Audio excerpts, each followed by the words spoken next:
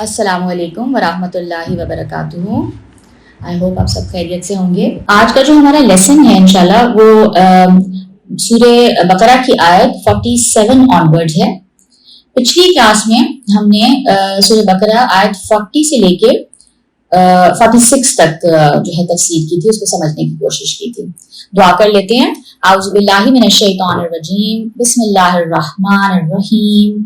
Rabbi इश्रह ली सदरी व यस्सिर ली अमरी वहलुल उक़दतम मिन लिसानी यफ़क़हू क़ौली रब्बि ज़िदनी इल्मा अल्लाहुम्मा फ़क़्हिना फ़िद्दीन अल्लाहुम्मा इन्नी अस्अलुका इल्मन नाफ़िअन व अमलन मुतक़ब्बलन व रिज़्क़न तय्यबा आमीन या रब्बल आलमीन। ये कुरान का पढ़ना, पढ़ाना, समझना, इसको समझ में आ जाना, इस पे अमल कर लेना, ये सारा कुछ अल्लाह ताला की तौफीक से है। और अल्लाह ताला जब तौफीक देते हैं तभी इंसान एनेबल होता है ये सब कुछ करने के लिए। तो हमेशा आप याद रखें कि वैसे तो हर काम में इंसान जो है बिस्मिल्लाह से शुरू करे और अल्लाह की मदद जरूर तलब करे, दुनियावी से दुनियावी काम हो। लेकिन ये कि खास तौर पे कुरान पाक पढ़ने से पहले और पढ़ाने से पहले, समझने से पहले और अमल की तौफीक भी अल्लाह ही से मांगनी चाहिए, क्योंकि वही है जो हमें हर लिहाज से फैसिलिटेट करता है। कदम कदम पर हमें उसकी जरूरत है। शुरू करते हैं सूरह बकरा आयत 47। पिछले लेसन में जो बात हमने की थी उसको अगर जल्दी से मैं सम अप करूं तो वो ये था कि यहाँ से जो हम देख रहे हैं आयत 40 से हमने ये बात की थी कि अब अल्लाह ताला का जो खिताब का रुख है वो किसकी तरफ हो गया है? बनी इसराइल। और बनी इसराइल कौन थे? बनी इसराइल जो हैं वो समझ लें कि पिछली उम्मत मुस्लिमा। अल्लाह ताला ने उनको चुना, उनको बहुत फजीलत दी कि उनके अंदर अंबिया भेजे और उनकी कई नस्लों में नबी आते रहे। और एक तरह से अल्लाह ताला ने उनको अपने इस काम के लिए यानी दीन इस्लाम को यानी लोगों तक पहुंचाने का वसीला बनाया और उनको इस मामले में बहुत ज्यादा ऑनर दिया गया। ये बहुत बड़े ऑनर की और एजाज की बात होती है कि अल्लाह ताला आपको अपने दीन के काम के लिए चुन लें और उसकी खिदमत में आपको लगा दें। ठीक है, तो यहाँ पे हम ये देखते हैं कि यही बात उनको याद दिलाई जा रही है कि याद करो वो नेमत जो अल्लाह ने तुम्हें दी। वो क्या नेमत थी? दुनियावी जो आसाइशें हैं वो भी सब अल्लाह की नेमतें हैं, लेकिन सबसे बड़ी नेमत क्या है कि अल्लाह ताला का कलाम मिल जाना, अल्लाह ताला के उस कलाम की समझ आना और फिर आपको अल्लाह ताला चुन ले कि आप उस कलाम से अपने अमल के जरिए भी और इल्म के जरिए भी आप लोगों तक यानी उस कलाम को कन्वे करें, अल्लाह की बात को, अल्लाह के दीन को। ठीक है, तो उनको अल्लाह की दीन की खिदमत के लिए चूज कर लिया गया। तो ये जो है उस नेमत की याद दहानी है। और फिर क्या कहा कि अपना वादा पूरा करो। अहद क्या लिया गया था उनसे, जो कि हर यानी नबी से और उस नबी की कौम से लिया जाता है। आपको याद है हमने इस पर बात की थी जी। क्या क्या अहद लिया गया था बनी इसराइल से कि जब आखिरी नबी आएगा यानी जो तुम्हारे पास जो किताब है, तौरात है, इंजील है, उसकी तमाम बातों की कॉन्फर्मेशन, उनकी तस्दीक करता हुआ आएगा और उसकी निशानियां भी तुम्हारे पास मौजूद हैं उस नबी की। तो तुमने क्या करना है? अपना ये वादा पूरा करना है, उसको पहचान के उसकी मदद करनी है। ठीक है, उसको स्ट्रेंथ देनी है ईमान ला के और उसका साथ देके। तो अगर तुम ये करोगे तो अल्लाह ताला क्या फरमा रहे हैं? औफू बी आहदी, अगर तुम अपना अहद पूरा करोगे औफी बी आहदीकुम। ठीक है, तो फिर क्या होगा? अल्लाह ताला फरमा रहे हैं कि हम भी अपना अहद पूरा करेंगे। तो अल्लाह क्या अपना अहद पूरा करेंगे कि अल्लाह रब्बुल इज्जत उनको इस दुनिया में भी कामयाबी, तरक्की और हुक्मरानी अता करेंगे। ठीक है, और इज्जत अता करेंगे और अल्लाह ही से डरो। ठीक है, फिर आगे वही बात आ गई कि इस कलाम पे ईमान लाओ, उस किताब पे जो नाजिल की गई है रसूलुल्लाह सल्लल्लाहु अलैहि वसल्लम पर, आखिरी नबी पर। ठीक है, और जो तुम्हारी किताब तौरात को सच्चा कहती है। ठीक है, और उसके सबसे पहले इनकार करने वाले ना बन जाओ। और इस पे भी हमने बात की थी कि वो ऐसा क्यों करते थे, क्योंकि जाहिर है वो अपनी चौधराहट, अपनी जो रिलीजियस अथॉरिटी थी वो उसको किसी कीमत पे भी नहीं खोना चाहते थे। ठीक है, रिलीजियस अथॉरिटी एक बहुत बड़ी अथॉरिटी है। आप ये सोचे ना कि आपकी कहीं भी बात को लोग हर पे आखिर समझ रहे हैं, हजारों लाखों लोग आपकी तकलीफ कर रहे हैं। ठीक है, तो ये कितनी बड़ी पावर है। ठीक है, पावर जो है ना इंसान को कभी भी वो अपने हाथ से जाने नहीं देता, इंसान की ये फितरत में है। ٹھیک ہے. تو یہ ان کے لیے ایک بہت بڑا امتحان بن گیا. اور پھر ہم نے یہ دیکھا اگلی آیات میں فرمایا کہ اللہ تعالیٰ کہہ رہے ہیں کہ یہ مت کرو, حق اور باطل کو جو تم مکس کر رہے ہو ایک دوسرے, یعنی تم سچائی پہ جھوٹ کا لبادہ اوڑھ رہے ہو اور کیا کر رہے ہو, کنفیوز کر رہے ہو, سچائی کو چھپا رہے ہو. جو لوگ پوچھنے آتے ہیں تم سے, تم اہل علم ہو, کتاب والے ہو, تو تم ان کو کنفیوز کر رہے ہو. کیوں؟ اس لیے اگین they were insecure. اور وہ یہ کس طرح کرتے تھے اس پہ بھی ہم نے تفصیل سے بات کی تھی کہ رسول اللہ صلی اللہ علیہ وسلم کی جو ان کا اسٹیٹس ہے, ان کا نبی ہونا, ان کی شخصیت کو ہی ایک طرح سے وہ ان کی یعنی ڈاؤٹ کریٹ کر رہے تھے, شک و شبہات پیدا کر رہے تھے لوگوں کے دلوں میں ان کے بارے میں کہ اس کی تو نیت ٹھیک نہیں ہے, نعوذ باللہ, یا یہ کسی سے سیکھ کے آتا ہے. پھر فرمایا کہ نماز قائم کرو اور زکوٰۃ ادا کرو, کیونکہ یہ دو بنیادی چیزیں ہیں دین اسلام میں, پلرز آف اسلام ہیں, ستون ہیں دین کے. ٹھیک ہے, نماز جو ہے وہ کیا ہے, اللہ کے ساتھ انسان کا تعلق, یہ سب سے پہلا حق ہے. اللہ تعالیٰ یعنی جب آپ کسی بھی یعنی دین اسلام کو پڑھتے ہیں یا دیگر ادیان کو پڑھتے ہیں تو اس میں آپ کو کیا نظر آتا ہے کہ ایک سسٹم آف ورشپ ہر دین میں ہے. ان کو یاد دلایا گیا کہ اس تعلق کو اسٹرینتھن کرو. نماز سے یہ کمپلیٹلی غافل تھے, اگر پڑھتے بھی تھے دکھاوے کی نماز تھی, ٹھیک ہے, یا بس یہ کہ سستی میں. اور زکوٰۃ, اور ظاہر کوئی اس میں شعور نہیں تھا, اس میں کوئی خشوع نہیں تھا, خضوع نہیں تھا. اور کلیکٹیو جو باجماعت نماز کا جو سسٹم تھا وہ تو تقریباً ختم ہی ہو چکا تھا ان کے اندر سے. اور زکوٰۃ ادا کرنے کے بجائے کیا کرتے تھے کہ غریب لوگوں کا مزید استحصال, ان کو ایکسپلائٹ کرنا, ٹھیک ہے, سود کے اوپر پیسے لینڈ کرنا. اور یہ بہت زیادہ ان کے اندر یہ چیز رائج تھی, ٹھیک ہے, ایکسٹریم دنیا کا لالچ. تو فرمایا کہ یہ دونوں کام کرو اور اللہ کے آگے جھکنے والوں میں سے جھکنے والے ہو جاؤ, ورکعوا مع الراکعین. اور پھر فرمایا کہ لوگوں کو نیکی کا حکم دیتے ہو اور اپنے نفسوں کو بھول گئے ہو, حالانکہ تم اللہ کی کتاب کی تلاوت کرتے ہو, کیا تم بالکل ہی عقل سے کام نہیں لیتے؟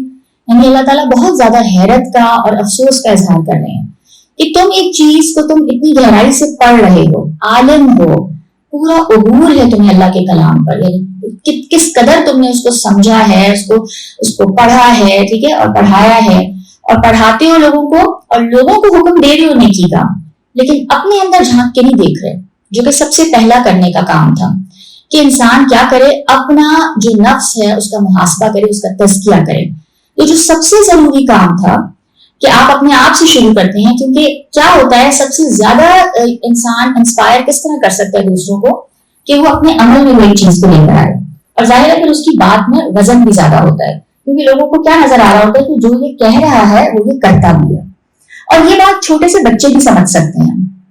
اگر آپ بچوں کو کچھ اچھی نصیحت کرتے ہیں یا آپ ان کو قرآن پڑھاتے ہیں, دینی تعلیم دیتے ہیں, اور بچوں کو یہ نظر آ جاتا ہے کہ آپ اپنی عملی زندگی میں اس پہ عمل نہیں کر رہے, تو وہ فوراً اس کو آئیڈینٹیفائی کر لیتے ہیں کہ آپ تو یہ نہیں کر رہی ہیں, تو آپ تو یہ don't practice what you preach, ٹھیک ہے. اور پھر ہم نے اس پہ بات کی تھی کہ انبیاء کرام کا کیا یعنی رتبہ اور مقام تھا اس حوالے سے, ان کا اخلاق اور کردار کیسا تھا, بالکل بے داغ, ایبسولوٹلی اسپاٹلیس کیریکٹرز, ٹھیک ہے, ان کا اعلیٰ ترین اخلاق اور ان کا جو معاملہ تھا لوگوں کے ساتھ اور ان کا اللہ سے جو تعلق تھا, تو they were perfect role models. تو ان رول ماڈلز کو سامنے رکھ کے ہمیں یہ دیکھنا تھا کہ ہم اگر دین کے داعی ہیں یا بنی اسرائیل ان کے اندر انبیاء بہت آئے, تو انہوں نے جو ہے ان کی اسوہ حسنہ کو فالو کیا یا نہیں کیا. اور پھر نماز کا جو ذکر آیا دوبارہ کہ اور پھر مدد کے حوالے سے بات کی گئی کہ تم اللہ سے مدد طلب کرو. مشکل لگ رہا ہے نا تمہیں اپنا تزکیہ کرنا, ٹھیک ہے, صحیح راستے پہ رہنا, اور جب آپ دین کی بات یعنی آپ مخلص ہو کے صحیح بات لوگوں تک پہنچانے لگتے ہیں, تو اس میں بہت زیادہ پاسبلٹی ہے کہ بہت سے لوگ ناراض بھی ہو جائیں, ٹھیک ہے, اور آپ کا نقصان بھی ہو جائے. تو فرمایا کہ اس کے لیے پھر اس ثابت کرنے کے لیے اللہ سے جو ہے مدد مانگو صبر اور صلات سے. یعنی صلات کیا ہے, نماز, اور صبر پہ بھی ہم نے بات کی تھی کہ صبر کیا ہے, ٹھیک ہے. صبر کیا ہے, صبر صرف یہ نہیں ہے کہ انسان اپنے آپ کو یعنی بے بس محسوس کر کے اور اپنا آپ چھوڑ دے, اپنے ہاتھ پاؤں چھوڑ کے بس بیٹھ جائے کہ مطلب میں تو اب کچھ کر ہی نہیں سکتا, تو میں اس سچویشن میں ہیلپ لیس ہوں. نہیں, صبر کے حوالے سے ہم نے کیا بات کی تھی, صبر کیا ہے, یعنی دین کا کام کرنے کے لیے صبر کی کیوں اتنی ضرورت ہے, کچھ یاد ہے آپ کو, ٹھیک ہے. استقامت, اسٹیڈ فاسٹنس, صبر کے اندر ایک بہت امپورٹنٹ ایلیمنٹ کیا ہے؟ استقامت، جم جانا، اس کام کو کنٹینیوسلی کرتے رہنا. کوئی بھی اچھا کام اگر آپ ایک دن کریں گے اور پھر 1 مہینہ 2 مہینے چھوڑ دیں گے تو کیا ہوگا پھر؟ وہ کام پھر افیکٹو نہیں ہو سکتا، کیونکہ وہ کام آپ کو مسلسل کرنا تھا. اور دیکھیں دنیا کے معاملے میں بھی، جیسے اگر ہم یہ کہتے ہیں کہ ایکسرسائز جسم کے لیے اچھی ہے، ورزش اچھی چیز ہے، تو کیا ہم ایک دن کرتے ہیں اور پھر 2 مہینے چھوڑ دیتے ہیں؟ اور اگر ہم ایسا کرتے ہیں تو پھر کیا ہوتا ہے؟ اس کا کوئی فائدہ نہیں ہوتا. ٹھیک ہے نا؟ تو کنسسٹنسی دنیا کے بھی ہر کام میں، اور ظاہر ہے پھر دین کے کام میں بھی. تو اس کے لیے اپنے آپ کو کیا کرنا پڑتا ہے؟ دیکھیے بہت ساری چیزیں ہیں جو انسان کا دل چاہتا ہے کرنے کا، لیکن جب آپ ایک کام سے کمیٹڈ ہو جاتے ہیں تو آپ کو ان چیزوں کو اپنی زندگی سے نکالنا پڑتا ہے یا اپنا صبر کرنا پڑتا ہے. کہ آپ یہ دیکھتے ہیں ارد گرد لوگ اتنا انجوائے کر رہے ہیں، ٹھیک ہے نا، اور آپ کہتے ہیں کہ مجھے بھی یہ بھی کرنا ہے، مجھے یہ بھی کرنا ہے، مجھے وہ بھی کرنا ہے. مگر ہوتا کیا ہے کہ جب آپ دنیا کی ڈسٹریکشنز میں اور چیزوں میں لگ جاتے ہیں تو وہ پھر آپ اس کام کو اپنا یعنی وقت نہیں دے پاتے اور پھر آپ اس کو کر ہی نہیں پاتے، پھر وہ رہ جاتا ہے. تو ترجیح دینی پڑے گی دین کو، اور اس کے لیے پھر اللہ سے ہم صبر کے تھرو کہ اللہ ہمیں صبر عطا کریں. اور نماز میں پھر کیا ہے؟ اللہ تعالیٰ کی یاد اور اللہ تعالیٰ کا جو احساس اور اللہ کے ساتھ جو کنیکشن ہے. ٹھیک ہے، تو آپ کو اللہ تعالیٰ کے سامنے اپنے آپ کو کیسے جواب دہ محسوس کرنا ہے. نماز میں آپ کو اپنے آپ کو اللہ کے سامنے آپ کھڑا محسوس کریں کہ میں اللہ کے سامنے کھڑی ہوں. اور یہ چیز بھاری کس کے لیے ہے؟ یہ بھاری ہو جاتی ہے ان لوگوں کے لیے جن کے اندر عجز نہیں ہے، جن کے اندر عاجزی نہیں ہے، جن کے اندر خوف خدا نہیں ہے، اور لیکن جن کے اندر خشوع ہے، جو اللہ سے ڈرتے ہیں، جو اللہ کے آگے اپنے آپ کو عاجز محسوس کرتے ہیں، بے بس محسوس کرتے ہیں، اور جن کو یقین ہے کہ اللہ سے ایک دن بے شک ہماری ملاقات ہوگی اپنے رب سے اور اللہ ہی کی طرف واپسی ہے. ان کے لیے نماز بالکل بھاری چیز نہیں ہے، وہ تو نماز کی طرف لپکتے اور دوڑتے ہیں. ٹھیک ہے، اب ہم شروع کرتے ہیں آیت 47. یا بنی اسرائیل اذکروا نعمتی التی انعمت علیکم وانی فضلتکم علی العالمین. اے یعقوب کی اولاد، میرے وہ احسان یاد کرو جو میں نے تم پر کیے تھے، اور یہ کہ میں نے تم کو جہان کے لوگوں پر فضیلت بخشی تھی. یہاں پہ اب اگین اللہ تعالیٰ بنی اسرائیل کو، یعقوب علیہ السلام کا جو لقب ہے اسرائیل کی، ان کی اولاد کو ایڈریس کر کے کہہ رہے ہیں کہ میرے احسان یاد کرو. ٹھیک ہے، اب ہم دیکھیں گے کہ یہاں سے کہ جو آیات آئیں گی نا آگے، کافی دیر تک یہ چلے گا کہ اللہ تعالیٰ ذکر کریں گے اپنی نعمت کا، پھر فرمائیں گے تم نے یہ کیا، میں نے یہ کیا تمہارے ساتھ، اور تم نے آگے سے یہ کیا، پھر میں نے یہ کیا، پھر تمہاری یہ ناشکری، یہ نافرمانی، یہ بدتمیزی. ٹھیک ہے، تو اس طریقے سے یہ چلے گا کلام. اور ساتھ ہی ساتھ ہم یہ دیکھتے ہیں کہ اس میں کوئی ٹائم لائن نہیں ہے. ٹھیک ہے، یعنی ٹائم کے پیریڈ کے حوالے سے آرڈر میں نہیں ہے، چیزیں کرونالوجیکل آرڈر میں نہیں ہے. کچھ واقعات جو پہلے ہوئے ان کا بعد میں ذکر آ رہا ہے. ٹھیک ہے، تو قرآن چونکہ ہدایت کی کتاب ہے اور تاریخ کی کتاب نہیں ہے، تو اللہ تعالیٰ اس حوالے سے یعنی ایک کلام چلتا ہے. ٹھیک ہے، جیسے آپ بات کرتے ہوئے بھی کوئی چیز جو پہلے ہوئی ہوتی ہے اس کا ذکر جو ہے بعد میں آ جاتا ہے، اور جو بعد میں چیز ہوئی ہوتا ہے اس کا پہلے ذکر آ جاتا ہے. تو یہ تو اسپیکر کے اوپر ہوتا ہے نا کہ وہ کیا چیز ری انفورس کرانا چاہ رہا ہے. تو یاد دلایا جا رہا ہے کہ تم جو احسان میرے تم پر ہیں وہ یاد کرو. اور وہ کیا تھے کہ تمہیں جہان والوں پہ، یعنی یہاں پہ ویسے جو لفظ آ رہا ہے وہ العالمین ہے کہ تمام جہانوں پر فضیلت دی، لیکن اگر اس کو گرامیٹکلی دیکھا جائے تو یہ جو لفظ آ رہا ہے نا عربی نحو کا یہ ایک قاعدہ ہے. ٹھیک ہے، اور اس کو ہم ڈیٹیل میں نہیں جاتے کہ ظرف کا تذکرہ ہوتا ہے، یعنی جس میں کوئی شے ہے لیکن اس سے مراد مظروف ہوتا ہے، یعنی ظرف کے اندر جو چیز ہے. ٹھیک ہے، تو یہاں ظرف کی جمع لائی گئی یعنی عالمین. تو اصل میں اس سے پھر مطلب کیا بنتا ہے؟ تمام جہان والوں پر فضیلت دی. ٹھیک ہے، یہ اس کا مطلب بنتا ہے کہ ہم نے تمہیں تمام اقوام عالم، سارے جو دنیا کے نیشنز ہیں ان کے اوپر سے تمہیں چن لیا، تمہیں فضیلت دی. ٹھیک ہے، عالم انسانیت کے اندر جتنے بھی مختلف گروہ ہیں، نسلیں ہیں، جو طبقات ہیں، ان میں فضیلت عطا کی. یہ بہت بڑا آنر ہے. تقریباً 4000 سال تک آپ سوچیں پے در پے ان کے اندر انبیاء آئے، سارے انبیاء انہی کی نسل میں آئے. ٹھیک ہے، لیکن آخری نبی پھر ان کے جو کزن کی نسل ہے بنی اسماعیل، ان میں تشریف لے آئے. ٹھیک ہے، اور یہ ان کا بہت بڑا امتحان بن گیا. आगे फरमाया वत्तकू यौमन ला तजज़ी नफ्सुन अन नफ्सिन शैअन वला युक़बलु मिन्हा शफ़ाअतुन वला युख़ज़ु मिन्हा अदलुन वला हुम युनसरून। और उस दिन से डरो, उस दिन से अपने आप को उस दिन की बुराई के पहलू से बचा लो, तकवा इख्तियार कर लो, जब कोई किसी के कुछ काम ना आएगा और ना किसी की सिफारिश मंजूर की जाएगी और ना किसी से किसी तरह का बदला कबूल किया जाएगा और ना लोग किसी और तरह मदद हासिल कर सकेंगे। किस दिन की बात हो रही है? ये बात हो रही है यौमे आखिरत के हवाले से। एक ऐसा दिन आने वाला है जिस दिन इंसान अल्लाह के सामने बिल्कुल अकेला तन तन्हा जो है उसको खड़ा किया जाएगा, दोबारा जिंदा किया जाएगा हर इंसान को। और अल्लाह ताला फरमा रहे हैं कि उस दिन क्या होगा? उस दिन कोई नफ्स यानी कोई भी इंसान किसी दूसरे इंसान के काम आ नहीं सकेगा। क्यों? क्योंकि उसके अंदर कोई ताकत ही नहीं रहेगी, कोई पावर ही नहीं होगी, कोई फ्रीडम ऑफ चॉइस ही नहीं बचेगी, वो तो खुद मजबूर महज हो जाएगा। ठीक है, और जहां उसको हाँका जाएगा वो वहीं हाँक दिया जाएगा, वो वहीं खड़ा हो जाएगा। और अल्लाह ताला क्या फरमा रहे हैं? उस दिन कोई सिफारिश भी नहीं कबूल की जाएगी। ठीक है, अभी हम इस पे बात करेंगे कि सिफारिश हमें तो यही बताया गया ना कि सिफारिश रसूलुल्लाह सल्लल्लाहु अलैहि वसल्लम करेंगे हमारे लिए, लेकिन यहाँ पे क्या बताया जा रहा है कि सिफारिश यानी अल्लाह की मर्जी के अगेंस्ट नहीं कोई सिफारिश ला सकेगा।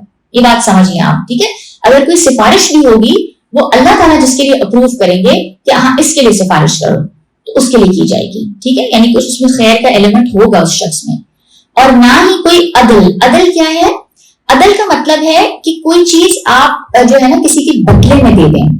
मसलन आप ये कहें, इस तरह की आयतें बहुत हैं कुरान पाक में, खास तौर पे जो इसका आखिरी जुज है कुरान पाक का, जो 30वां जुज है, 30वां पारा, उसमें आता है कि यानी बाप उस दिन क्या ख्वाहिश करेगा कि अपने बेटे को जो है अपने बदले में अल्लाह ताला के सामने पेश कर दे कि या अल्लाह मुझे आप बचा लें, मुझे इस जहन्नुम में ना डालें, आप मेरी औलाद को ले लें। तो उस दिन की जो हौलनाकी है, उसकी जो सिवियरिटी है, उसको इमेजिन आप ये इस तरह से कर सकते हैं कि जिस औलाद के लिए हम अपनी पूरी की पूरी जिंदगी एक तरह से कई दफा कुर्बान कर रहे होते हैं, तो आप उस दिन अल्लाह ताला के सामने जब पेश होंगे और वो आपके सामने जो आपका भयानक आपको जो नजर आएगा अंजाम, तो उससे बचने के लिए इस कदर नफ्सा नफ्सी हो जाएगी कि इंसान अपनी औलाद को, अपने भाई को, और कितने रिश्तों का जिक्र आता है ना, जिन रिश्तों की खातिर हम कई दफा अल्लाह के हुक्म को यानी पामाल भी कर देते हैं, हम अल्लाह के हुक्म की नाफरमानी कर देते हैं। उस दिन अल्लाह ताला फरमा रहे हैं ना वो नफ्स कोई किसी और नफ्स के काम आ सकेगा, ना कोई सिफारिश अल्लाह ताला की मर्जी के खिलाफ कोई पेश कर सकेगा, और ना ही अपने आप के बदले कोई किसी और को पेश कर सकेगा, और ना किसी तरह कोई मदद जो है हासिल कर सकेगा।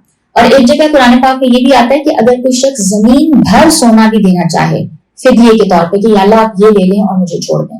अब तो जैसे अगर खुदा ना खास्ता कोई अरेस्ट हो जाता है और वो मतलब उसके पास पैसा वैसा होता है तो वो बेल दे के अपने आप को उस मुसीबत से, उस कैद से निकलवा सकता है। ठीक है, तो ये जो है ना आखिरत को इतना ज्यादा क्यों रीइंफोर्स किया जा रहा है यहाँ पे, आप बताएं? बनी इसराइल को एड्रेस करके आखिरत को क्यों इतना रीइंफोर्स किया जा रहा है? दुनिया की सारी जो बिल्कुल, हाँ बिल्कुल, ये बात बिल्कुल सही है।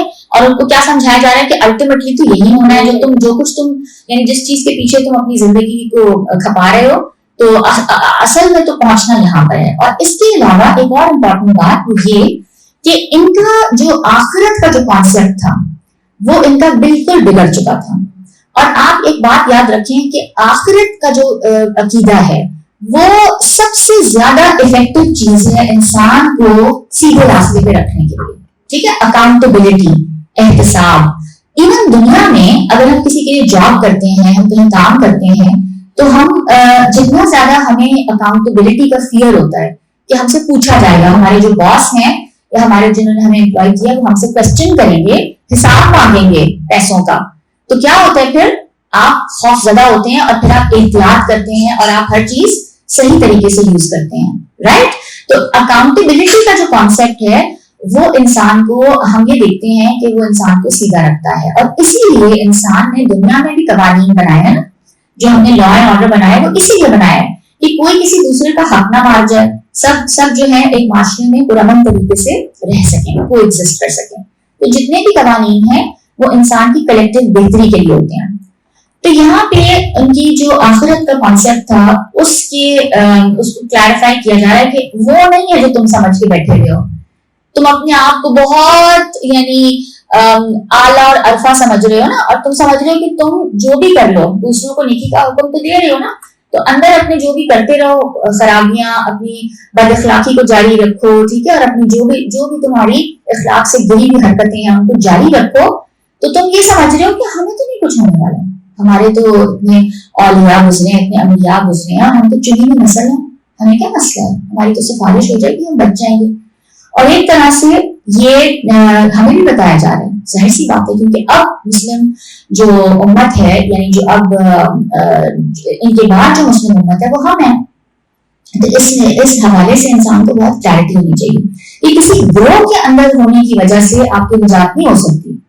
ہم کیا سمجھتے ہیں کہ ہم تو مسلمان ہیں نا, ہم تو کلمہ پڑھتے ہیں, تو ہماری تو الٹیمیٹلی بخشش ہو ہی جائے گی, جہنم سے ہمیں نکال لیا جائے گا اگر ہم چلے بھی گئے. تو یہ ایک بہت ہمیں ایک طرح سے ری ایشورنس ہے. تو آپ یہ یاد رکھیں کہ ہم جب رسول اللہ صلی اللہ علیہ وسلم کا عقیدہ آخرت دیکھتے ہیں, جب ہم ان کے قریب ترین جو عشرہ مبشرہ ہیں جن کو دنیا میں ہی جنت کی بشارت مل گئی تھی, ان کے حوالے سے جب ہم ان کا خوف خدا اور آخرت کا جو خوف دیکھتے ہیں کہ وہ تھر تھر کانپتے تھے, ٹھیک ہے, حضرت عمر رضی اللہ تعالیٰ عنہ, ان کی جو آخرت میں جواب دہی سے کیا خوف تھا ان کا, تو پھر ہم کہاں کھڑے ہیں, ٹھیک ہے. تو وہ اصل جو ہے رویہ تھا جو اللہ کو پسند ہے, جو اللہ کے پسندیدہ لوگ تھے, وہ کبھی بھی آخرت کو اپنی نظر سے اوجھل نہیں ہونے دیتے تھے. وہ رسول اللہ صلی اللہ علیہ وسلم کا وہ جو بڑا ایک حدیث بہت ہمیں پیاری بھی لگتی ہے کہ ایک وقت ان کو کوئی کام تھا اپنی کسی خادمہ سے, اور وہ چھوٹی ہی تھی عمر کی بچی, اور وہ آ نہیں رہی تھی, ان کو بہت ضروری کام تھا, وہ بہت پریشان ہو گئے, بلاتے رہے بہت دیر سے وہ آئی. تو ان کے ہاتھ میں ایک مسواک تھی, اور انہوں نے کیا کہا کہ اگر مجھے آخرت کے دن کا خوف نہ ہوتا نا تو میں اس مسواک سے پیٹتا. ٹھیک ہے. اور اکثر احادیث میں ہم یہ دیکھتے ہیں کہ ان کا جملہ اسی طرح شروع ہوتا تھا کہ وہ ہستی, یعنی اس ہستی کی قسم جس کے ہاتھ میں میری جان ہے. وہ اس بات کو کبھی بھولتے ہی نہیں تھے, ہر لمحہ ان کے ذہن میں یہ چیز رہتی تھی, وہ اپنے آپ کو اللہ کے سامنے ہی امیجن کرتے تھے. اور یہی تقویٰ ہے جو ہمیں روزے کی اسٹیج میں بھی انکلکیٹ کرنے کا سکھایا گیا نا, کہ اللہ کا احساس آپ کے سامنے ہر وقت رہے, کیونکہ اللہ ہمیشہ ہمارے ساتھ ہے, ہماری رگے جان سے بھی زیادہ ہمارے قریب ہے. تو یہ آخرت کا جو کانسیپٹ ہے اس کو کلیریفائی کیا جا رہا ہے, ان کو کیٹیگوریکلی بتایا جا رہا ہے.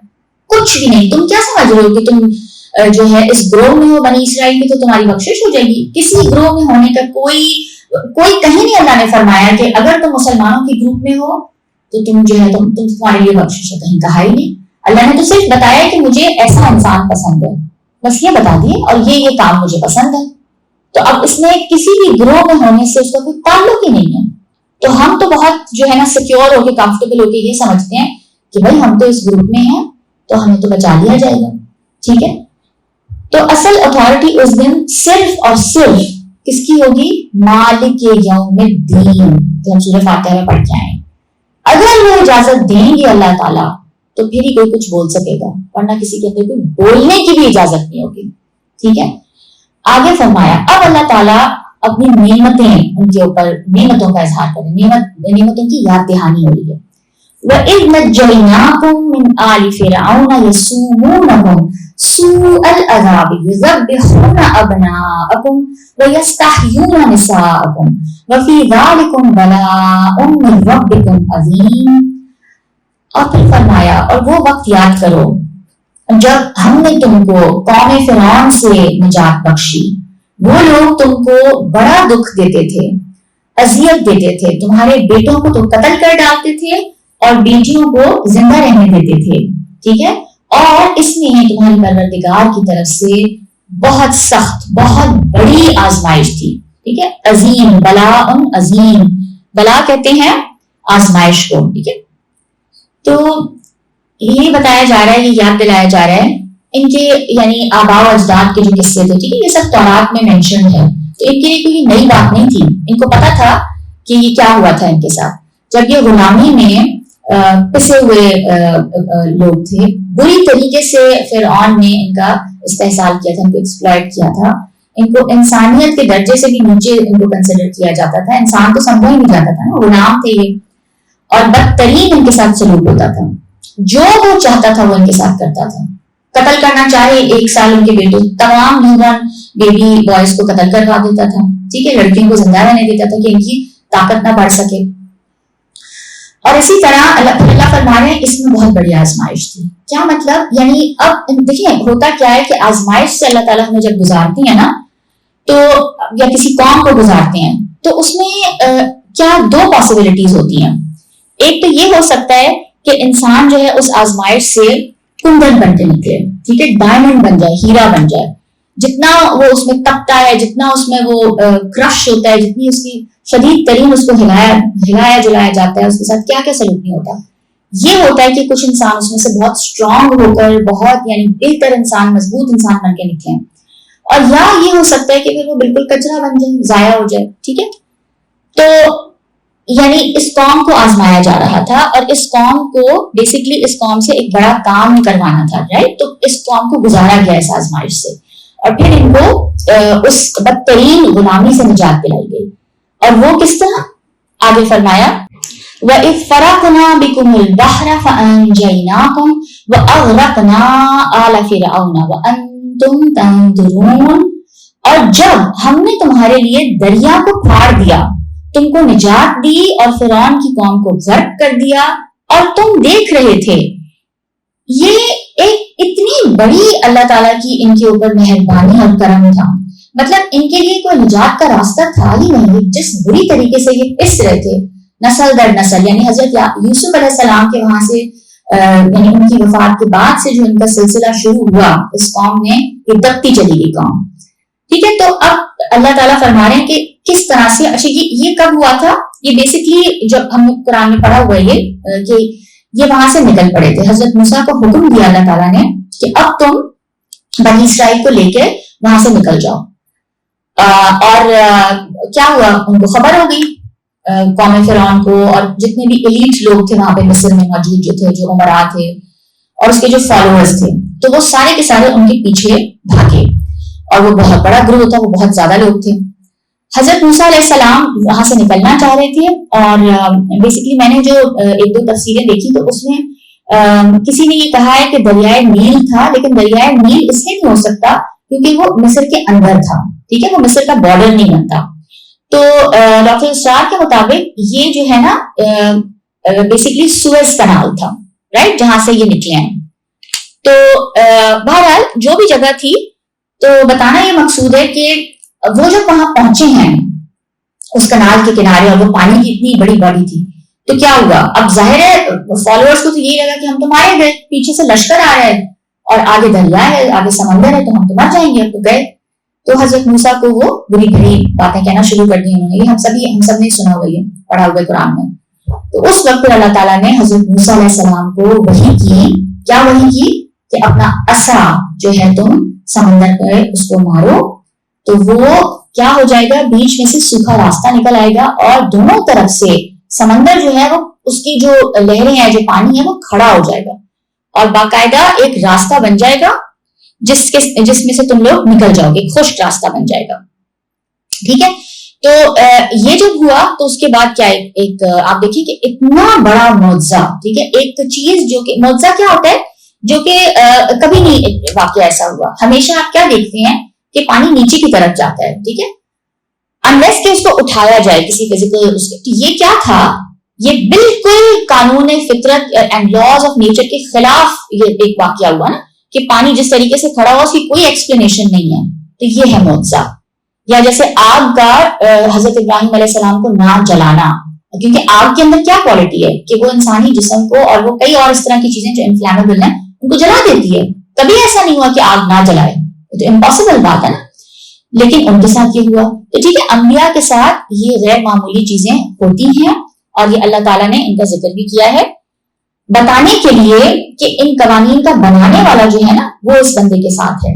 ٹھیک ہے, وہ نبی اسی کا پسند کیا ہوا ہے, تو وہ اس کو فیسیلیٹیٹ کرنے کے لیے وہ معجزے بھی کر سکتا ہے, اور اس کی سچائی کو ثابت کرنے کے لیے.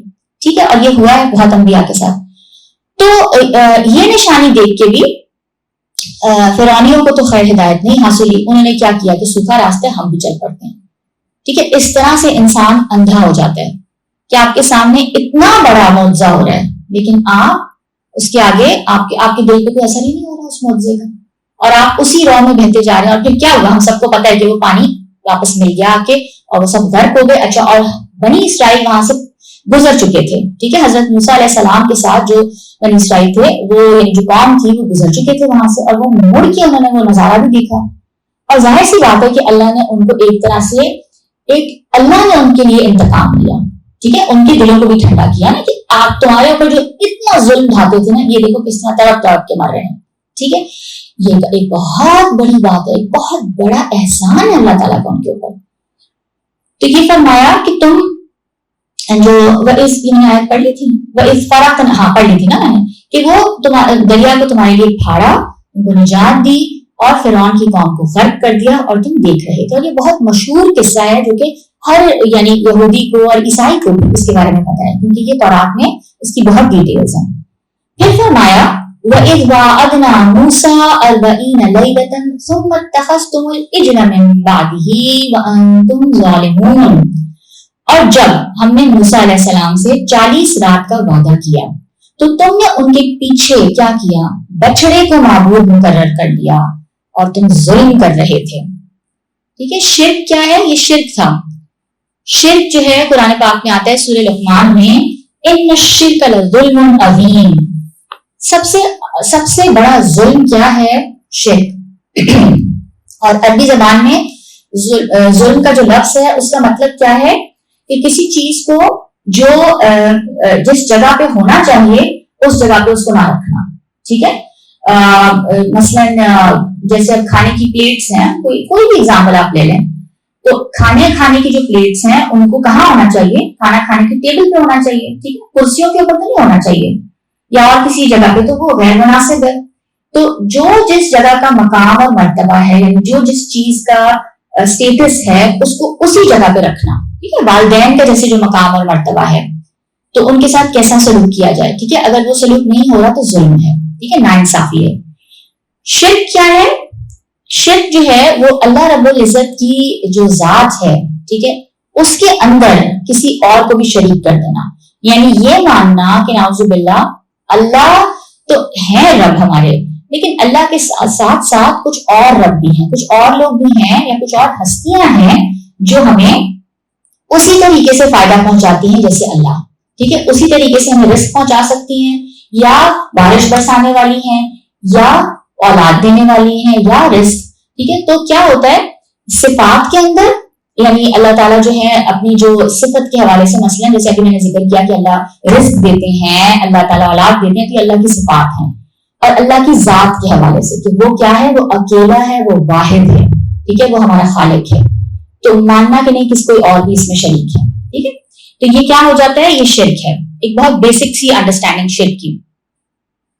اور اس کو ہم نے قرآن پاک میں دوسرے جو مقام پہ میں نے کہا نا سورہ لقمان میں، اس کے حوالے سے کہہ دیا گیا کہ یہ بہت بڑا ظلم ہے.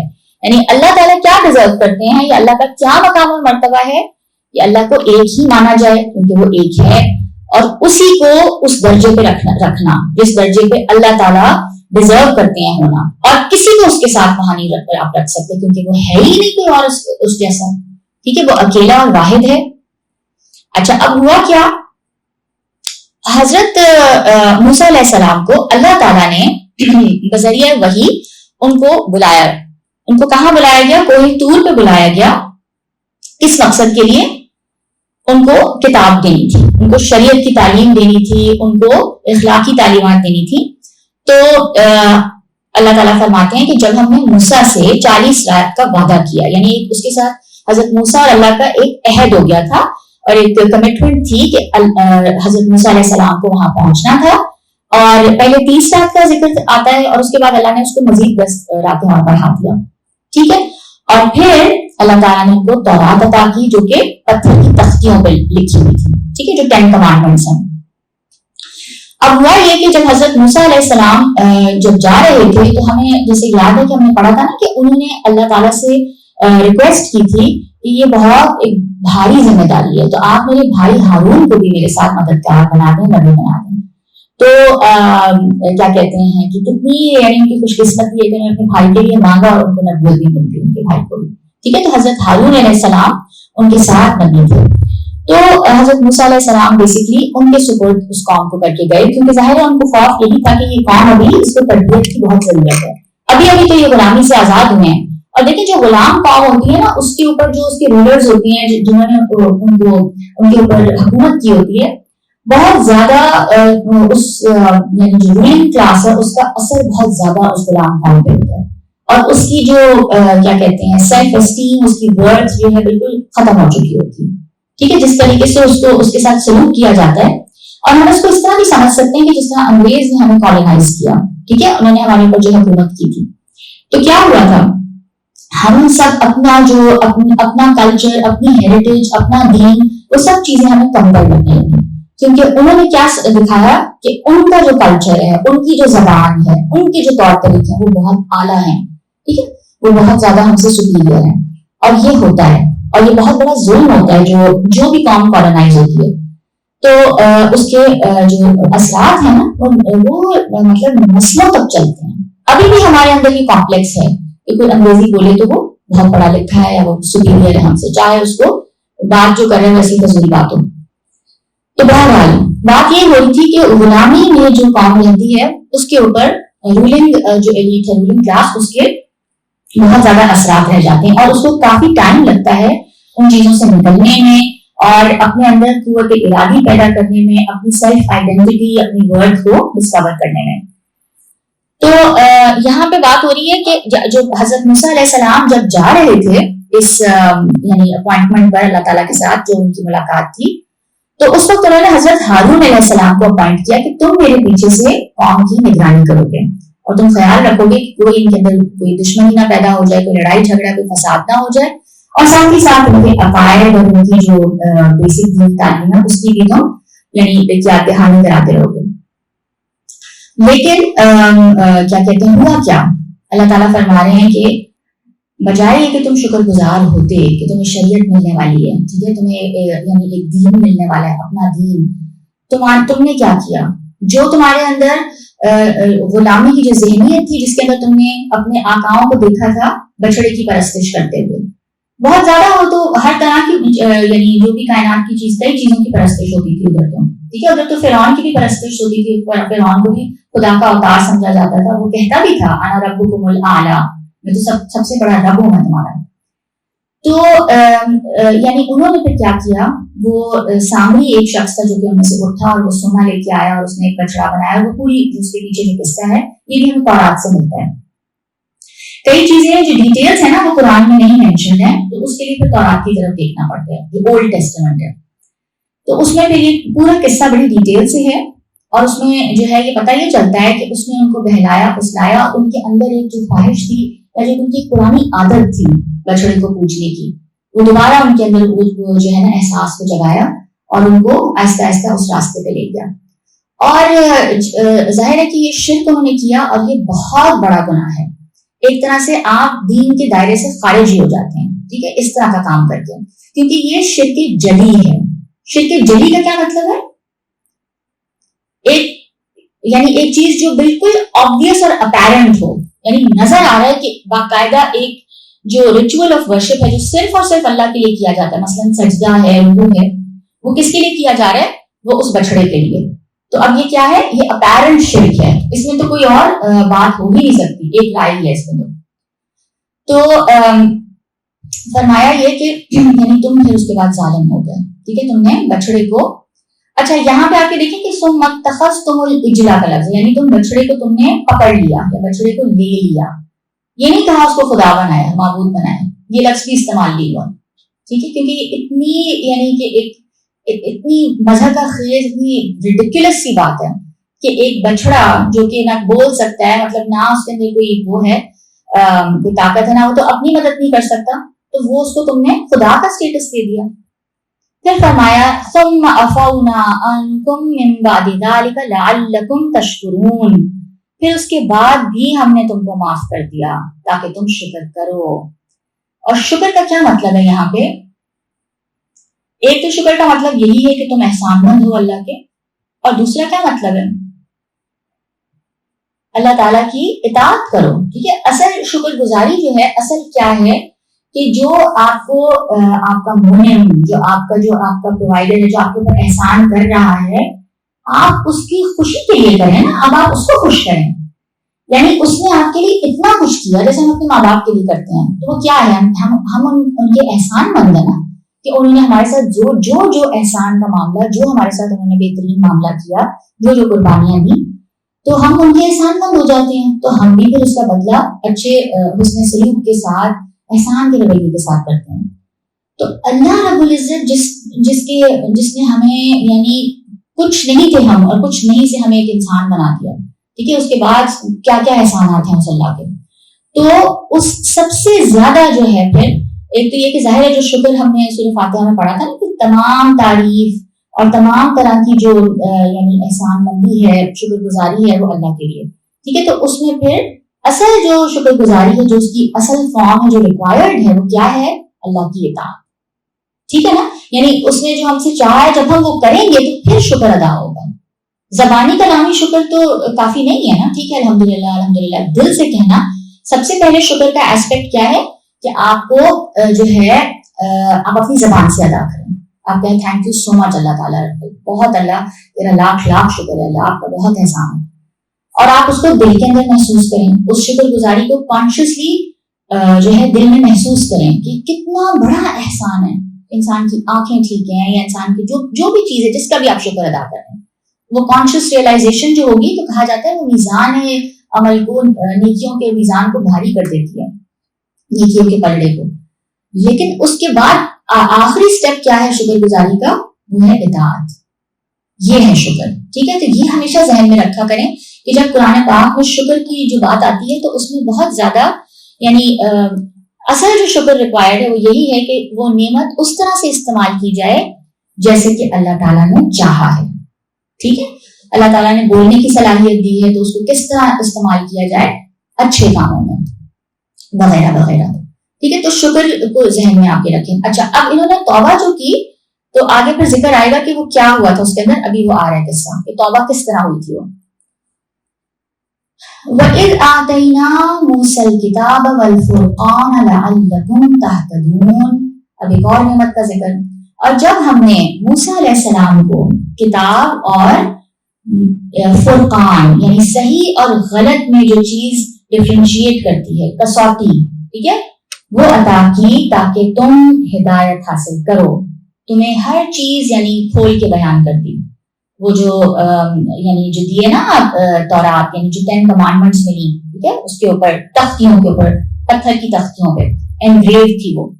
تو وہ کیا تھا, کتاب, اللہ تعالیٰ کا کلام, اور کیا وہ ایک کسوٹی بن جاتی ہے, یعنی صحیح اور غلط کو ڈٹرمن کرنے کے لیے کہ کیا چیز صحیح ہے, یہ کروں یا یہ کروں.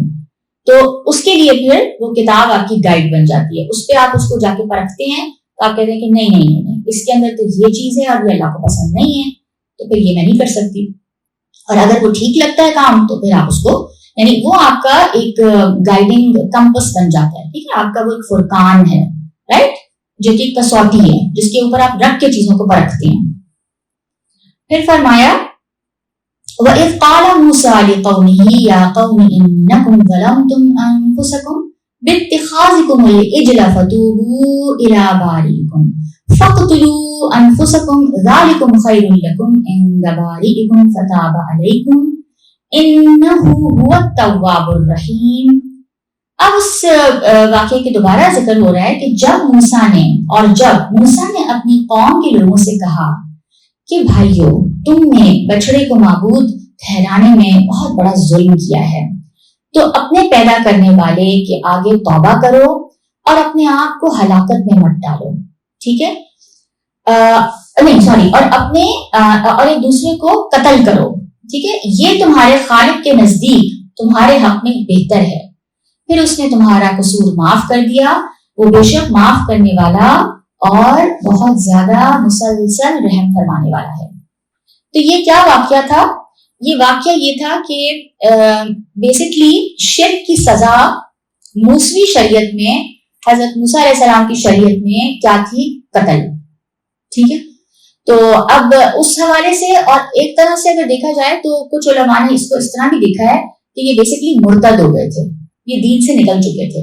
ٹھیک ہے, ناٹ آل آف دیم, 12 قبیلے تھے بنی اسرائیل کے. ٹھیک ہے, 12 ٹرائبس تھے. اس زمانے میں آپ کو پتا نا قبائلی زندگی ہوتی تھی. تو ان 12 قبائل میں ظاہر ہے ہر کسی نے شرک نہیں کیا تھا, اس میں اچھے لوگ بھی تھے.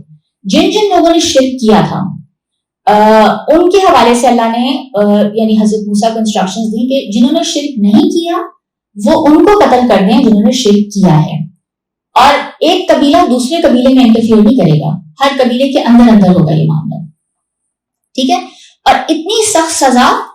تو اس حوالے سے آپ یہ دیکھیں کہ جو اللہ تعالیٰ کی جو یعنی جو چوزن لوگ ہوتے ہیں نا, جو اللہ کی یعنی امت مسلمہ ہے, جن کو اللہ نے اس کام کے لیے پسند فرمایا ہے, اگر وہ اس طرح کا شرک کریں گے تو پھر وہ اس کام کے بالکل بھی قابل نہیں رہیں گے, کیونکہ ان کا تو عقیدہ ہی پھر ختم ہو گیا, بگڑ گیا. لہٰذا ایک طرح سے کلینزنگ ہوئی ہے, ایک پرج ہوا ان ساری جماعتوں میں سے, یعنی کلیکٹیولی اس سارا جو شر کا ایلیمنٹ تھا اس کو نکال دیا گیا, کیونکہ آگے پھر ان سے بہت بڑے کام لینے تھے. سمجھ آ رہی ہے نا؟ تو یہ ان کو ایک طرح سے جو سزا تھی حضرت موسیٰ کی شریعت میں وہ نافذ کی گئی اور ان کو قتل کر دیا گیا. اور یہ بہت بڑا ایک لیٹ سے کہ کلینزنگ ہو گئی ان کے اندر سے. اچھا, فرمایا کہ یہی تمہارے لیے تمہارے رب کے نزدیک بہت بہتر بات ہے. اب اس کے بعد اللہ تعالیٰ فرما رہے ہیں کہ ان کی بھی توبہ قبول ہوگی جن لوگوں کو قتل کر دیا گیا. ٹھیک ہے, انہوں نے اپنی سزا فیس کر لی, ان کی شرک کی معافی ہو گئی, اور اسی طرح پوری کلیکٹیولی جماعت کو بھی معاف کر دیا گیا. یقیناً وہ تو ہے ہی توبہ کا بہت زیادہ قبول فرمانے والا, بہت رحم فرمانے والا. اور یہ جو واقعہ ہے جیسے میں نے کہا کہ تورات میں بہت تفصیل سے آئی ہے, اس کی ساری ڈیٹیلز آئی ہیں, قرآن میں ہمیں اس کی ڈیٹیلز نہیں ملتی. اچھا, اب اگلی آیت میں فرمایا, اب یہ ایک اور واقعہ جس کا ذکر آ رہا ہے, وَإِذْ قُلْتُمْ يَا مُوسَىٰ لَن نُؤْمِنَ لَكَ حَتَّىٰ نَرَى اللَّهَ جَهْرَةً فَأَخَذَتْكُمُ الصَّاعِقَةُ وَأَنْتُمْ تَنظُرُونَ. اور جب تم نے موسیٰ سے کہا کہ اے موسیٰ, جب تک ہم خدا کو اپنے سامنے نہ دیکھ لیں گے اپنی آنکھوں سے, ہم جو ہے تم پر ایمان نہیں لائیں گے. تو کیا ہوا پھر؟ تم کو بجلی نے آ گھیرا, ایک بہت بڑا جو بجلی کا یعنی ایک سائقہ, ایک باقاعدہ ان کے اوپر تھنڈر بولٹ ان کے اوپر گرا اور تم دیکھ رہے تھے. ثم بعثناکم من بعد موتکم لعلکم تشکرون. پھر موت آ جانے کے بعد یہ مر گئے سارے کے سارے. تو ابھی میں بتاتی ہوں کہ کس کی بات ہو رہی ہے. موت آ جانے کے بعد ہم نے تم کو اثر نو زندہ کیا, دوبارہ زندگی دی, لعلکم تشکرون, اگین وہ شکر کی بات, تاکہ تم احسان مانو, تاکہ تم شکر گزار بنو, اطاعت کرو اللہ کی. اچھا, اب یہ یہاں پہ فرمایا کہ ایمان کی جو بات ہو رہی ہے نا, لن نؤمن لکا, نؤمن کے بعد جو لام آ رہا ہے نا, یا جب با آتا ہے نؤمن کے بعد, یؤمن کے بعد یا آمنا کے بعد, تو کیا ہوتا ہے, اس کے معنی ہوتے ہیں ایمان لانے کے. ٹھیک ہے نا, کسی چیز پہ ایمان لے آنا. جبکہ جب لام اس کے ساتھ اس کا صلہ ہوتا ہے نا, جیسے ہم یہاں دیکھ رہے ہیں لن نؤمن لکا, یہ جو لام آ رہا ہے نا اس کا صلہ اس کے ساتھ جوائن ہو رہا ہے, تو اس کے معنی صرف تصدیق کرنے کے ہوتے ہیں, کنفرم کرنے کے ہوتے ہیں. تو کیا ہوا, بنی اسرائیل نے حضرت موسیٰ علیہ السلام سے کیا کہا تھا کہ ہم آپ کی بات کی تصدیق نہیں کریں گے, ہم اس کو سچا نہیں مانیں گے جب تک ہم اپنی آنکھوں سے اللہ کو آپ سے کلام کرتے نہ دیکھ لیں. ہم کیسے یقین کر لیں کہ اللہ نے آپ کو یہ کتاب دی ہے؟ آپ علیہ السلام تو ہمارے سامنے پتھر کی کچھ تختیاں لے کر آ گئے تھے جن پر کچھ لکھا ہوا ہے, ہمیں کیا پتا کہ یہ کس نے لکھا ہے. اچھا, اب دیکھیں, ایک وہ خواہش تھی جو حضرت موسیٰ علیہ السلام کی تھی اللہ کو دیکھنے کی. ٹھیک ہے, وہ سورہ اعراف میں اس کا ذکر آئے گا. ربی ارنی انظر الیک, محبت سے, یعنی ایک اتنی شدید محبت ہے کہ وہ اللہ کو دیکھنا چاہ رہے ہیں. ایک وہ خواہش ہے اور ایک یہ خواہش ہے. یہ کیا ڈفرنس ہے ان دونوں میں؟ اس میں کیا ہے؟ جو بنی اسرائیل کی جو خواہش تھی کیا تھی؟ ہٹ دھرمی, بدتمیزی, ریبیلین. کیوں مانے ہم؟ یعنی ایک ایروگنس. اس میں آپ کو ایک صاف ڈفرنس نظر آ رہا ہے. ایک جو خواہش ہے وہ شدید محبت کا اظہار ہے کہ اللہ میں آپ کو دیکھنا چاہتا ہوں, یعنی آپ کو اتنی محبت ہے, آپ کہہ رہے ہیں میں بات کر رہا ہوں آپ سے تو میں آپ کو دیکھ سکتا ہوں. ایک وہ خواہش ہے, اور ایک یہ خواہش ہے کہ جس کے اندر ایک تخریبی ذہن کی سوچ ہے کہ ہم بھی چاہتے ہیں کہ ہم اللہ کو دیکھیں, ٹھیک ہے نا, یعنی ایک ڈیفائنس ہے, کیوں مانے ہم آپ کو. تو ایک بہت بڑی کڑک نے ان کو آ لیا اور یہ سارے کے سارے مر گئے. کچھ علماء کہتے ہیں کہ موت واقعہ نہیں ہوئی تھی بٹ بے ہوش ہو گئے تھے, لیکن اللہ تعالیٰ کے لیے کوئی مشکل ہے کہ اللہ تعالیٰ مردہ کر دیں اور پھر زندہ کر دیں, ظاہر سی بات ہے. تو یہ انٹائرلی پاسبل کہ یہ اسی طرح ہوا تھا کہ یہ مر گئے سارے کے سارے, اور یہ کچھ 70 کے قریب لوگ تھے جو کہ حضرت موسیٰ کے ساتھ گئے تھے, ٹھیک ہے, اور ان کی یہ ڈیمانڈ بھی تھی. اور انہوں نے کیسے کیسے ستایا ہے حضرت موسیٰ علیہ السلام کو, ہم یہ دیکھتے ہیں کتنا اپنے نبی کو ستایا ہے انہوں نے, ٹھیک ہے. تو یہ ہوا, اور اس کے بعد کیا اللہ نے ان کو یعنی جھنجھوڑا, باقاعدہ جھنجھوڑا گیا کہ ایک کڑک آئی اور وہ مر گئے اور پھر زندہ ہوئے. تو اس کے بعد تو ان کو پھر ایمان اس طرح کا لانا چاہیے تھا, ٹھیک ہے. بس اب یہ ایک اور آیت, اس کو میں دیکھتی ہوں کہ یہ ٹاپک کہاں کنکلوڈ ہو رہا ہے, تو پھر اس کو اینڈ کر دیتے ہیں, ٹھیک ہے. تو اچھا آگے کیا فرمایا, اب ایک اور نعمت کا ذکر آ رہا ہے. وَظَلَّلْنَا عَلَيْكُمُ الْغَمَامَ وَأَنزَلْنَا عَلَيْكُمُ الْمَنَّ وَالسَّلْوَىٰ كُلُوا مِن طَيِّبَاتِ مَا رَزَقْنَاكُمْ وَمَا ظَلَمُونَا وَلَٰكِن كَانُوا أَنفُسَهُمْ يَظْلِمُونَ. اب جب یہ پہنچے ہیں نا, بیسکلی وہ ڈیزرٹ تھا جہاں یہ پہنچے ہیں, وہ ایک صحرا تھا, صحرائے سینا کہا جاتا ہے اس کو, ٹھیک ہے, the desert of Sinai. اب وہاں پہ آپ سوچیں نا صحرا کا کس طرح کا یعنی ماحول ہوتا ہے, کس قدر گرمی, شدید ترین گرمی, اور کوئی ان کے لیے کوئی شیلٹر یا کوئی ایسا وہ نہیں تھا, سائبان نہیں تھا, یعنی کوئی ایسی چیز نہیں تھی جس کے اندر وہ اس دھوپ سے, اس یعنی ویدر کی اس شدت سے بچ سکتے. تو ایک موزانہ طور پہ جہاں جہاں وہ ہوتے تھے ہر وقت بادلوں کا سایہ ان کے اوپر رہتا تھا. تو ایک طرح سے ان کو اس سے پروٹیکشن دے دی گئی اس دھوپ سے. آپ سوچیں ذرا. اور کیا کیا, غمام یعنی جو ہے نا بادل, غمام کا پردہ, پورا سایہ ان کے اوپر مسلسل رہتا تھا. اچھا, اور اب کھانے پینے کا جہاں تک معاملہ تھا تو اس کے لیے اللہ تعالیٰ نے کیا کیا, نازل کیا آسمان سے, ٹھیک ہے. جیسے شبنم کی قطروں کے اندر ہی کوئی ایسی چیز اترتی تھی آسمان سے جو کہ چھوٹی چھوٹی جیسے گوند کی نا چھوٹی چھوٹی گولیاں سی ہوتی تھیں, اور وہ بیسکلی من تھا. اور وہ کیا تھا, وہ تھوڑا میٹھا سا تھا, اور وہ سمجھ لیں کہ ان کے لیے کاربوہائیڈریٹس تھے, وہ جیسے اناج ہوتا ہے نا, روٹی یا چاول, تو وہ ان کو انرجی دینے کے لیے. اور سلوا کیا تھا, سلوا جو ہے وہ کچھ بٹیر نما پرندے تھے جو کہ جھنڈ کے جھنڈ آ جاتے تھے نیچے, اور وہ آسانی سے پھر ان کو پکڑ کے تو ان کو جو ہے روسٹ کر لیتے تھے, پکا لیتے تھے. تو وہ ان کی پروٹین ہو گئی, کمپلیٹ ڈائٹ ان کے لیے ہو گئی, اور ان کو اس کے لیے کچھ بھی نہیں کرنا تھا. کیا فرمایا, تم کھاؤ اور پیو اللہ کی پاکیزہ جو چیزیں اللہ نے تمہیں دی ہیں ان میں سے جو رزق دیا ہے تمہیں, اور مگر تمہارے بزرگوں نے ان نعمتوں کی کچھ قدر نہ جانی. ٹھیک ہے, یہ آیت میں نے پوری پڑھی, ہاں پڑھ لی تھی. تو مگر تمہارے بزرگوں نے, اب ظاہر ان کے فور فادرز کی بات ہو رہی ہے اب, کیونکہ اب جو ایڈریس ہو رہا ہے وہ کس کو ہو رہا ہے, اب وہ ان یہودیوں کو ہو رہا ہے جو رسول اللہ صلی اللہ علیہ وسلم کے زمانے میں تھے. تو یہ بات تو بہت پرانی بات ہو رہی ہے نا, جو حضرت موسیٰ کی جو قوم کے ساتھ جو ہوا, لیکن انہی کی نسل ہے نا, وہ ان کے فور فادرز تھے, ان کے آباء و اجداد تھے. فرمایا تمہارے بزرگوں نے ان نعمتوں کی کچھ قدر نہ جانی, اور وہ ہمارا کچھ نہیں بگاڑ سکتے تھے بلکہ اپنا ہی نقصان کرتے تھے. ہمارے اوپر کوئی ظلم نہیں کیا انہوں نے, انسانوں نے, ان لوگوں نے اپنے اوپر ظلم کیا. اور آگے یہ ذکر آئے گا کہ کس طرح سے انہوں نے اس نعمت کی بھی ناشکری کی, اس من اور اس سلوا کی.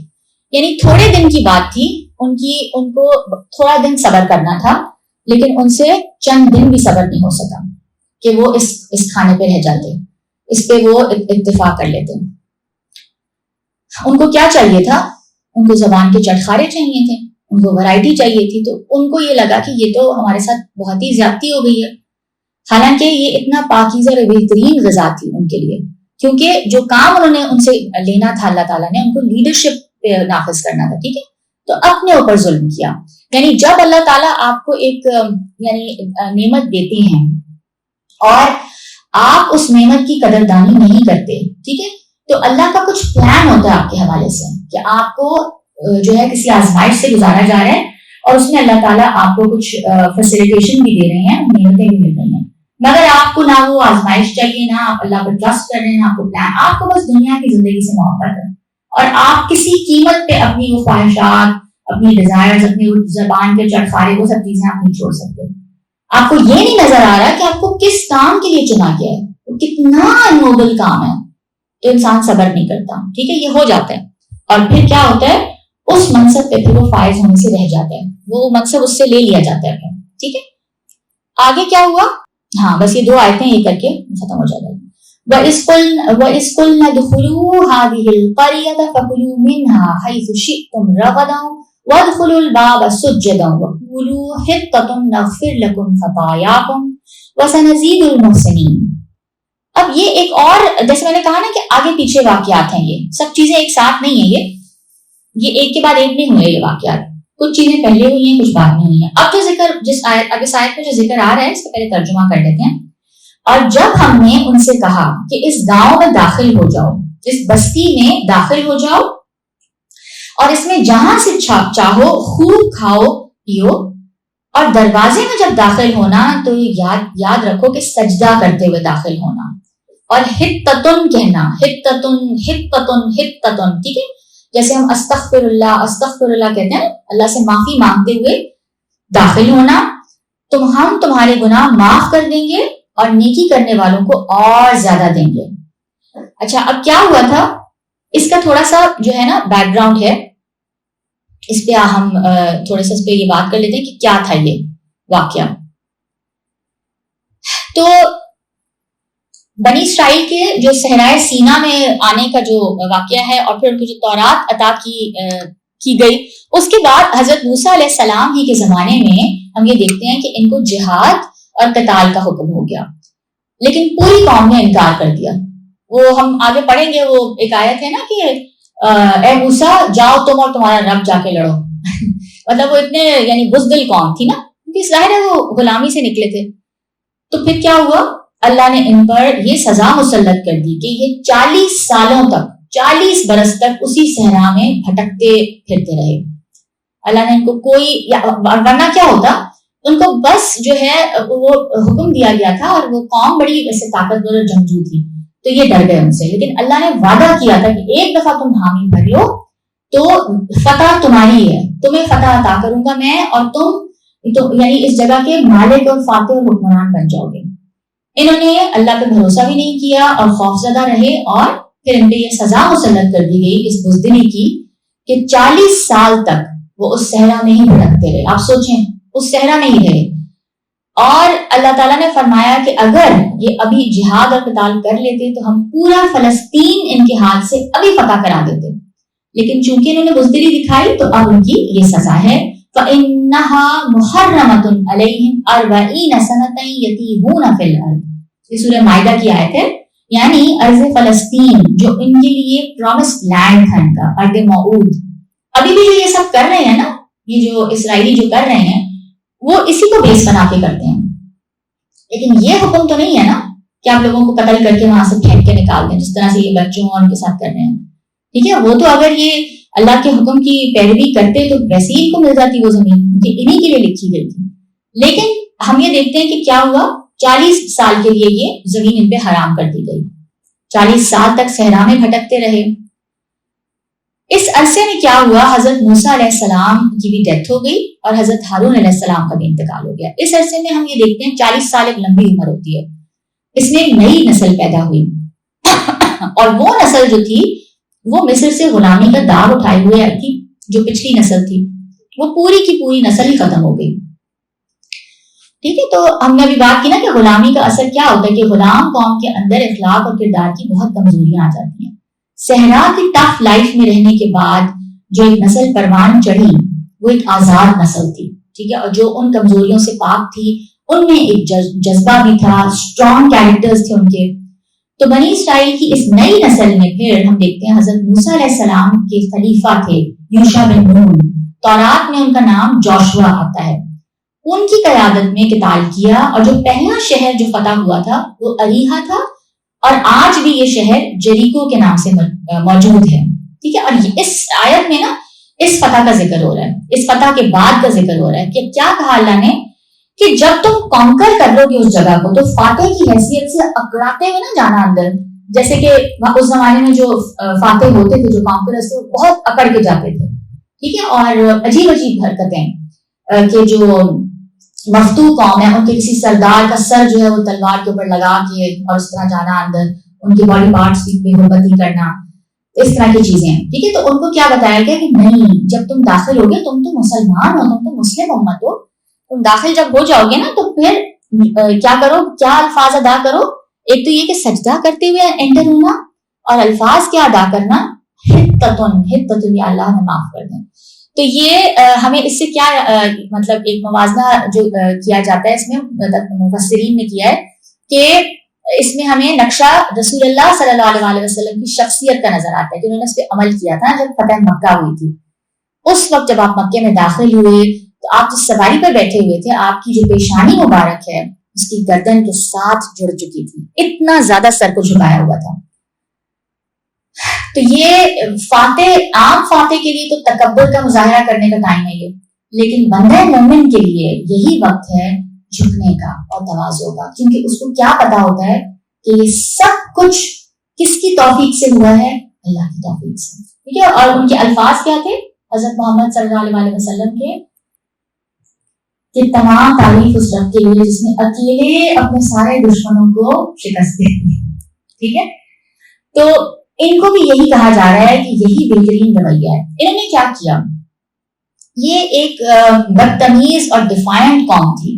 انہوں نے اس لفظ کو بدل کر ایک اور لفظ کہا، کیا، ہنتتن، ہنتتن. اچھا، یہ ان کی ایک قومی عادت ہے اس قوم کی، یعنی ایک نیشنل ٹریٹ ہے کہ یہ الفاظ کو ٹویسٹ کر دیتے ہیں، کچھ کا کچھ بنا دیتے ہیں. ٹھیک، جیسے رسول اللہ صلی اللہ علیہ وسلم کو ایڈریس کرنے کے لیے کیا کہتے تھے، یہ کہتے تھے نا رائنا، ٹھیک ہے. رائنا کا مطلب ہوتا ہے کہ ایکسکیوز می، میری بات سنیں. تو اس کو جب وہ کھینچ کے پڑھتے تھے رائنا، تو اس کا مطلب بن جاتا تھا گڈریے، شیپرڈ، ان کی تذلیل کرنے کے لیے، نعوذ باللہ. ٹھیک ہے، تو یہ منع فرما دیا گیا کہ یہ رائنا کہیں نہیں. آپ مسلمانوں کو کہہ رہے تم یہ لفظ ہی نہ کہو، انظر نہ کہہ دو کہ ہماری طرف نظر کریں. تو یہاں پہ بھی انہوں نے وہی حرکت کی. اور ہنتتن کا مطلب ہے گیہوں، ہمیں گیہوں چاہیے، ہمیں گیہوں چاہیے. اللہ کے حکم کا مذاق اڑایا. آپ سوچیں، اور اپنے بٹ کے اوپر، اپنے بٹکس کے اوپر گھسٹتے گھسٹتے اندر گھسے ہیں اس دروازے سے. اس پرانے زمانے میں شہروں کے اور یعنی اس طرح دروازے ایک ہوتے تھے نا باقاعدہ بنے ہوئے، اس طرح سے انہوں نے اللہ کے حکم کا مذاق بنایا. ٹھیک ہے، اور آپ یہ سوچیں نا، اور اس کی پھر ان کو بہت سخت سزا ملی. اگلی آیت میں ہے، اس کو بس یہ لاسٹ آیت پڑھ لیتے ہیں. فَبَدَّلَ الَّذِينَ ظَلَمُوا قَوْلًا غَيْرَ الَّذِي قِيلَ لَهُمْ فَأَنزَلْنَا عَلَى الَّذِينَ ظَلَمُوا رِجْزًا مِّنَ السَّمَاءِ بِمَا كَانُوا يَفْسُقُونَ. تو جو ظالم تھے انہوں نے اس لفظ کو جس کا ان کو حکم دیا گیا تھا اس کو بدل کر اس کی جگہ اور لفظ کہنا شروع کر دیا. ٹھیک ہے، اللہ اپنی نعمت بیان کر رہے ہیں اور پھر ان کی نافرمانی، ناشکری، بدتمیزی. پس ہم نے ان ظالموں پر آسمان سے عذاب نازل کیا کیونکہ نافرمانیاں کیے جاتے تھے. کہا جاتا ہے کہ ان کے اوپر جو سزا آئی وہ کیا تھی، وہ تھی طاعون کی سزا، پلیگ. اور یہ ایک بہت ہی زیادہ تکلیف دہ بیماری ہوتی ہے، اور یہ وائرس ہوتا ہے کہ جو کہ غالباً چوہوں سے پھیلتا ہے. ٹھیک ہے، اور ان سب کی ڈیتھ ہو گئی. طاعون کی وبا نے آ لیا، اور جنہوں نے یہ حرکت کی تھی سب نے نہیں کی تھی، جنہوں نے کی تھی وہ سب کے سب ہلاک ہو گئے. اور یہ ان نافرمانیوں اور حکم عدولیوں کی سزا تھی جو وہ کر رہے تھے. ٹھیک ہے، تو بس اس کو یہاں ہم رکھتے ہیں. آیت 59 تک آج ہم نے پڑھ لی ہے. اور اس پہ جو ہے نا، میں یہ چاہوں گی کہ میں نے پچھلی کلاس میں بھی یہ بات کی تھی کہ انشاءاللہ اس کے اوپر اگر آپ گھر جا کے ان آیتوں کو دوبارہ دیکھیں اور ان کو پڑھیں اور اس کو ایک آئینہ سمجھ کر اپنے لیے کہ ہم اللہ تعالیٰ کے جو احکامات ہیں اور اللہ تعالیٰ نے جو ہمیں جس طریقے سے اللہ نے ہمیں نوازا ہے، جو اللہ کی جو نعمتیں ہیں، ہم ان کا استعمال کیسے کرتے ہیں، اللہ کے احکامات کی فرما برداری کر رہے ہیں یا نافرمانی. اور اسی طرح جو دین کا کام جو اب امت مسلمہ جس کا ہم حصہ ہیں، تو وہ ہم سب کی ذمہ داری ہے. ٹھیک ہے، اس دین کے کام کے لیے ہم نے اس کو کس لیول پہ رکھا ہوا ہے، اس کی یعنی ترجیح ہمارے لیے کتنی ہے، ہم اس کو کس اس پہ رکھتے ہیں نمبر پہ. تو اگر تو وہ ہماری ترجیح ہے، یعنی اولین ترجیح ہونی چاہیے، اگر وہ اولین ترجیح ہے تو پھر ٹھیک ہے. یعنی اگر اللہ نے آپ کو فراغت بھی دی ہے، اللہ نے آپ کو صحت دی ہے، اللہ نے آپ کو موقع دیا ہے، ایجوکیشن دی ہے، تو آپ کو پھر کیا کرنا چاہیے؟ اس کی شکر گزاری کیا ہے؟ اور قرآن کی تعلیم بھی اگر اللہ نے آپ کو دے دی ہے تو اس کی شکر گزاری کیا ہوگی؟ صرف اللہ کا شکر ادا کر دینا الحمدللہ الحمدللہ. اس کی شکر گزاری کیا ہے کہ آپ لوگوں تک پہنچائیں اس کو جس طریقے سے بھی. وہ ایک حدیث میں آتا ہے کہ ایک آیت بھی اگر تمہیں سمجھ میں آ گئی اس کو آگے پہنچا دو. تو اس ذمہ داری کو پلیز اس کو سمجھیں اور اس کو بہت جو ہے نا سیریسلی اس کے اوپر غور و فکر کریں کہ یہ ہم سب کا کرنے کا کام ہے. کوئی ایک عالم اکیلا نہیں کرے گا اس کو، یا عالم دین کی اسپیشلائزیشن ہے، ٹھیک ہے وہ کریں گے، وہ تو کل وقتی اس میں لگے ہوئے ہیں نا. لیکن ہمیں بھی اپنی زندگیوں میں سے جو کچھ ہمیں نعمتیں ملی ہیں ہمیں بھی ان کا جو شکر ادا کرنا ہے وہ یہی ہے کہ اس دین کی خدمت جس طریقے سے بھی ہم کر سکتے ہیں. اپنے بچوں کو پڑھائیں، سب سے پہلے اپنے گھر سے شروع کریں، ٹھیک ہے، اور اپنے آپ پہ غور کریں کہ ہمارا کردار جو ہے وہ کہیں ایسا تو نہیں ہو گیا. کیونکہ یہ اس میں ایک وارننگ بھی ہے مسلم امت کے لیے کہ تم بھی، اور ہم نے حدیث بھی وہ پڑھی تھی نا کہ تم قدم ب قدم ان کی طرح ہوتے چلے جاؤ گے اور دنیا کی محبت تمہارے اندر آتی جائے گی. وہن جو کہا گیا تھا نا، شوہ آ جائے گا تمہارے اندر، لالچ اور کنجوسی بھی ساتھ ساتھ، ساری اچھی چیزیں اپنے لیے رکھنی ہے، ٹھیک ہے. اور ان کے اندر اور ایک کیا چیز تھی کہ چاہتے تھے کہ ان کو زندگی ہزاروں سال کی مل جائے، اتنی محبت تھی ان کو دنیا میں زندگی سے، ٹھیک ہے. تو بس اللہ تعالیٰ ہمیں توفیق عطا فرمائے کہ ہم اللہ تعالیٰ کے جو یعنی اللہ نے ہمیں مسلمان پیدا کیا اور ہمیں دین کی تعلیم بھی اللہ تعالیٰ نے عطا فرمائی، تو ہم جو ہے اس کی شکر گزاری کرنے کے قابل ہوں اور اللہ تعالیٰ ہمیں اس قابل بنائے کہ ہم اس کے دین کی خدمت کر سکیں اور جو ہے اپنے اوپر بھی غور و فکر کریں اور اپنا تزکیہ کر سکیں. ربنا تقبل منا انك انت السميع العليم وتب علينا انك انت التواب الرحيم. سبحانك اللهم وبحمدك نشهد ان لا اله الا انت نستغفرك ونتوب اليك. آمين. السلام علیکم ورحمۃ اللہ وبرکاتہ.